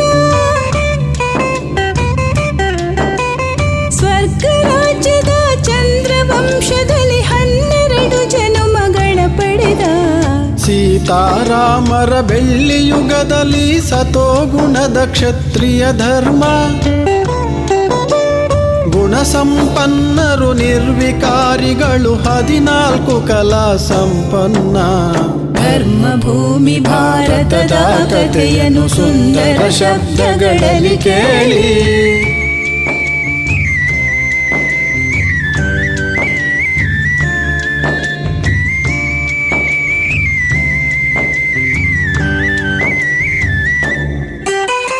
ಸತ್ಯತ್ರೇತವದು ಬ್ರಹ್ಮನ ಹಗಲು, ಆತ್ಮಾಭಿಮಾನದ ಸ್ಥಿತಿ ಇತ್ತು. ದೀರ್ಘಾಯುಷ್ಯದ ಇಚ್ಛಾ ಮರಣದ ದೇವತೆಗಳ ನಾಡಾಗಿತ್ತು. ಅರ್ಧಕಲ್ಪವು ಮುಗಿದೇ ಹೋಯಿತು ಸೃಷ್ಟಿ ನಾಟಕದ ಅಂಕದಲ್ಲಿ. ಬ್ರಹ್ಮನ ಹಗಲು ಪೂರ್ತಿಯಾಯ್ತು 2,500 ವರ್ಷದಲ್ಲಿ. ಧರ್ಮ ಭೂಮಿ ಭಾರತದ ಕಥೆಯನ್ನು ಸುಂದರ ಶಬ್ದಗಳಲ್ಲಿ ಕೇಳಿ.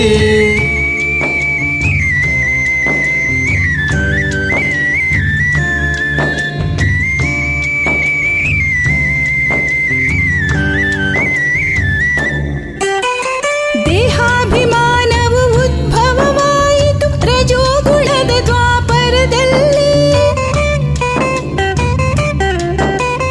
ಪೂಜ್ಯ ದೇವತೆಗಳಿಳಿಯುತ್ತ ಬಂದರು ಪೂಜಾರಿಗಳ ರೂಪದಲ್ಲಿ. ಭಕ್ತಿ ಮಾರ್ಗ ಆರಂಭವಾಯಿತು ವಿಕಾರದಿಂದ ಅಶಾಂತಿಯಲ್ಲಿ. ಏಕದೇವ ಈಶ್ವರನ ಉಪಾಸಕ ವಿಕ್ರಮಾದಿತ್ಯನ ಕಾಲದಲ್ಲಿ. ಧರ್ಮ ಭೂಮಿ ಭಾರತದ ಕಥೆಯನ್ನು ಸುಂದರ ಶಬ್ದಗಳಲ್ಲಿ ಕೇಳಿ.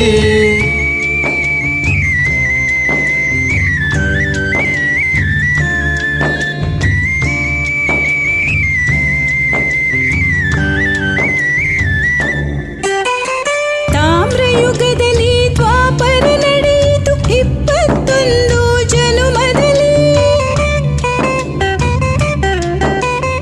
ಇಸ್ಲಾಂ ಬೌದ್ಧ ಸಿಖ್ ಇಸಾಯಿ ಸನ್ಯಾಸ ಧರ್ಮ ಸ್ಥಾಪನೆಯಲ್ಲಿ.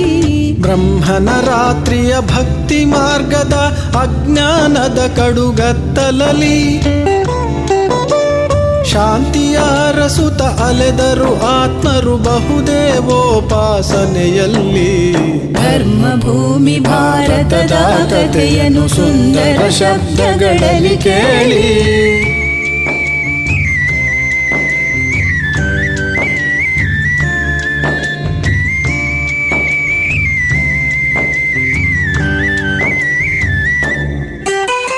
ಕಲ್ಲಿನ ಯುಗವು ಕಲಿಯುಗವೆಂದು ನಡೆದಿದೆ ಭಾರತ ಭೂಮಿಯಲ್ಲಿ.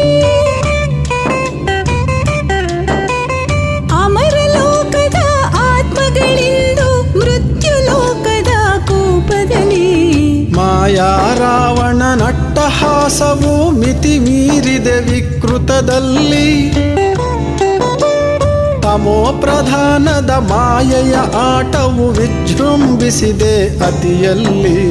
ಧರ್ಮ ಭೂಮಿ ಭಾರತದ ಕಥೆಯನ್ನು ಸುಂದರ ಶಬ್ದಗಳಲ್ಲಿ ಕೇಳಿ.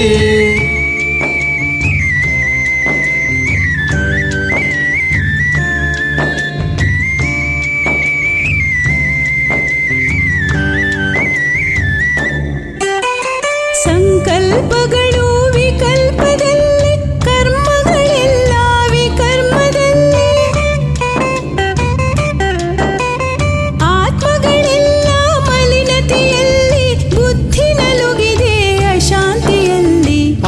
ಅನೇಕ ಭಾಷೆಗಳನೇಕ ಮತಗಳು ತೊಡಕಾಗಿವೆ ಏಕತೆಯಲ್ಲಿ. ಶ್ರೇಷ್ಠಾಚಾರಿ ಭರತ ಖಂಡವು ಭ್ರಷ್ಟಾಚಾರಿ ಅಧೋಗತಿಯಲ್ಲಿ. ಧರ್ಮ ಭೂಮಿ ಭಾರತದ ಕಥೆಯನ್ನು ಸುಂದರ ಶಬ್ದಗಳಲ್ಲಿ ಕೇಳಿ.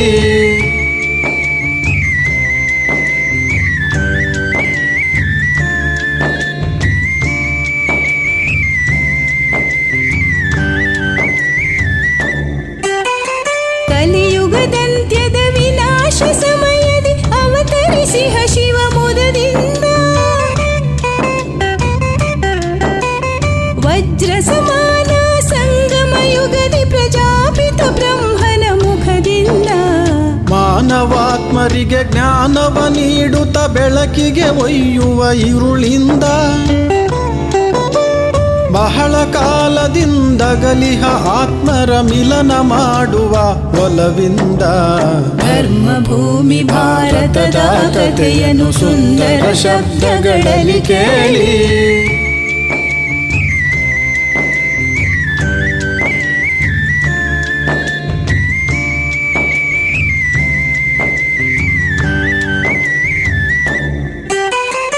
ಏಳು ಬೀಳಿನ ಸೋಲು ಗೆಲುವಿನ ಸುಖದ ದುಃಖದ ಆಟವಿದು. ಮಾನವರನ್ನು ದೇವತೆ ಮಾಡುವ ಅನಾದಿ ನಾಟಕದಾಟವಿದು. 5,000 ವರುಷದ ಸೃಷ್ಟಿಯ ಪುನರಾವರ್ತನೆ ಚಕ್ರವಿದು. ಪುಣ್ಯ ಭೂಮಿ ಭಾರತದ ಕತೆ ಇದು ಪುಣ್ಯವಂತರಿಗೆ ಸಲ್ಲುವುದು. ಧರ್ಮ ಭೂಮಿ ಭಾರತದ ಕಥೆಯನ್ನು ಸುಂದರ ಶಬ್ದಗಳಲ್ಲಿ ಕೇಳಿ.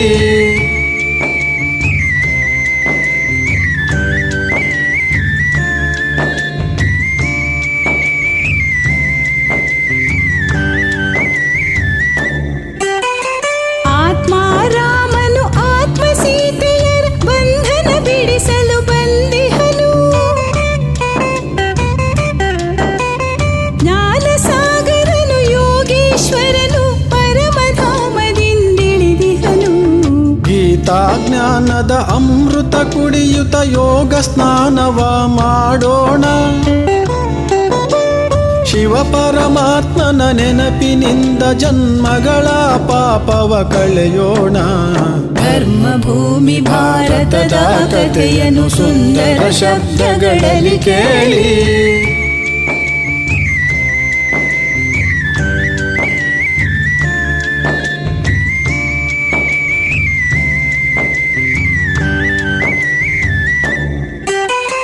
ಬನ್ನಿ ಆತ್ಮರೇ ಬನ್ನಿ ಸೋದರರೇ ತಂದೆ ಶಿವನನ್ನು ನೋಡೋಣ. ಪತಿತ ಪ್ರಪಂಚವ ತೊರೆಯುತ್ತ ಪಾವನ ದೈವಿ ರಾಜ್ಯಕ್ಕೆ ಹೋಗೋಣ. ದೇವತೆಗಳು ನಾವಾಗೋಣ, ಸುಖ ಶಾಂತಿಯನ್ನು ಪಡೆಯೋಣ. ಹರುಷದಲ್ಲಿ ನಲಿದಾಡೋಣ, ಹರುಷದಲ್ಲಿ ನಲಿದಾಡೋಣ, ಹರುಷದಲ್ಲಿ ನಲಿದಾಡೋಣ, ಹರುಷದಲ್ಲಿ ನಲಿದಾಡೋಣ, ಹರುಷದಲ್ಲಿ ನಲಿದಾಡೋಣ, ಹರುಷದಲ್ಲಿ ನಲಿದಾಡೋಣ, ಹರುಷದಲ್ಲಿ ನಲಿದಾಡೋಣ, ಹರುಷದಲ್ಲಿ